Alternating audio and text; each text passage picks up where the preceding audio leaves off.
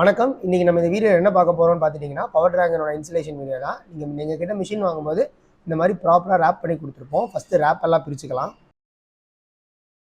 Rape பிரிச்சுட்டு first checklist இருக்கும். மிஷினுக்கு தேவையான இம்பார்ட்டன்ட் டூல்ஸை டூல் கிட்டாக கொடுத்துருக்கோம்.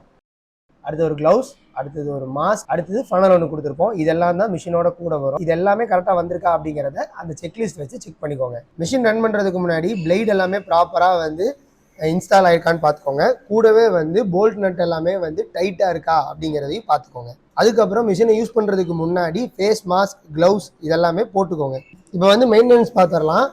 எப்பவுமே மிஷினை ரன் பண்ணுறதுக்கு முன்னாடி ஏர் ஃபில்டரை க்ளீன் பண்ணிக்கோங்க. எந்த ஒரு பிளாக்கேஜும் இருக்கக்கூடாது.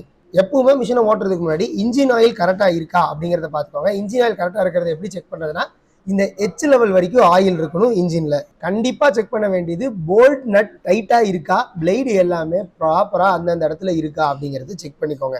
அதுக்கப்புறம் எப்பவுமே கிரீஸ் வைக்க மறந்துடாதீங்க. கிரீஸ் ரொம்ப ரொம்ப மஸ்ட். 20 மணி நேரத்துக்கு ஒருக்கா மாத்திக்கோங்க.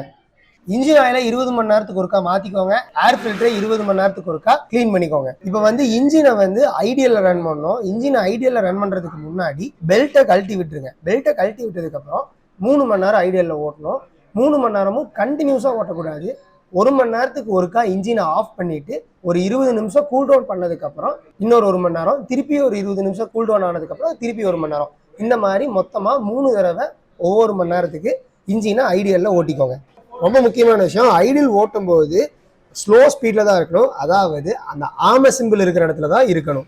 இது எல்லாமே பண்ணி முடிச்சதுக்கப்புறம் ரொம்ப ரொம்ப முக்கியமாக நீங்கள் கவனிக்க வேண்டியது, இன்ஜின் ஆயில் மாற்றணும். இன்ஜின் ஆயிலோட கெப்பாசிட்டி பார்த்துட்டிங்கன்னா 1300 ml. அடுத்தது 20 மணி நேரத்துக்கு ஒருக்கா இன்ஜின் ஆயிலை மாற்றிக்கோங்க. நாங்கள் என்ன ஆயில் ரெக்கமெண்ட் பண்ணுறோம் அப்படின்னு பார்த்துட்டிங்கன்னா 20W40 அப்படிங்கிற ஆயில். அதுலேயும் மேக் பிராண்ட் யூஸ் பண்ணிக்கோங்க. இவ்வளோ நேரம் நம்ம மிஷின் வாங்கினதுலேருந்து என்னெல்லாம் பண்ணணும்னு பார்த்தோம். இப்போ என்ன பண்ணக்கூடாது அப்படிங்கிறத பார்த்துடலாம்.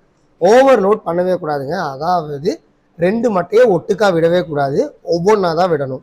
ஒன்று முழுசா அரைச்சு வெளியே வந்ததுக்கு அப்புறம் தான் இன்னொன்று விடணும். அதுக்கப்புறம் மிஷின் ஓடிட்டு இருக்கும்போது பிளேடை மாற்றக்கூடாது. அதுக்கப்புறம் எப்பவும் இல்லாமல் ஏதாவது வித்தியாசமாக சவுண்டு வருதோ, இல்லை பிளேடு எங்காவது டச் ஆகிற மாதிரி சவுண்டு வருதோ, இல்லை என்ன சவுண்டு வந்தாலுமே இன்ஜினை ஆஃப் பண்ணதுக்கு அப்புறம் தான் மிஷினில் கை வைக்கணும். அதுக்கப்புறம் ரொம்ப ரொம்ப முக்கியம், குழந்தைகளை பக்கத்திலே விடாதீங்க. நீங்கள் சப்போஸ் மழையில் மிஷின் நனைஞ்சிருச்சு அப்படின்னா அது காஞ்சதுக்கு அப்புறம், இல்லைன்னா நீங்கள் ஒரு துணி வச்சு தொடச்சதுக்கு அப்புறம் தான் நீங்கள் மிஷினை ரன் பண்ணணும். நீங்கள் அந்த ஈரத்தோடைய மிஷினை ரன் பண்ணக்கூடாது. அதுக்கப்புறம் பெட்ரோலோட ஆயில் மிக்ஸ் பண்ணவே கூடாது. இது 4 ஸ்ட்ரோக் இன்ஜின். ஸோ ஆயில் தனியாக ஊற்றணும், பெட்ரோல் தனியாக ஊற்றணும். அதுக்கப்புறம் சூடாக இருக்கிற இன்ஜின் பார்ட்ஸில் கை வைக்கவே கூடாது. அதுக்கப்புறம் பெல்ட் கார்டு இல்லாமல், இல்லை இந்த பிளேட் கார்டு இல்லாமல் மிஷினை ரன் பண்ணவே கூடாது. மிஷின் ஓடிட்டு இருக்கும்போது கையை இன்புட் ட்ரேக்குள்ளே விடக்கூடாது. 10 mm திக்னஸுக்கு மேலே இருக்கிற எந்த பொருளையும் எந்த ஒரு வுட்டன் பார்ட்ஸையும் இதுக்குள்ள விடக்கூடாது. முக்கியமா இரும்பு, கல் இந்த மாதிரி விஷயங்களை மிஷின்குள்ள போடக்கூடாது. இன்னும் டவுட்ஸ் இருந்துச்சு அப்படின்னா ஸ்கிரீன்ல தெரிய நம்பருக்கு கால் பண்ணுங்க. நன்றி, வணக்கம்.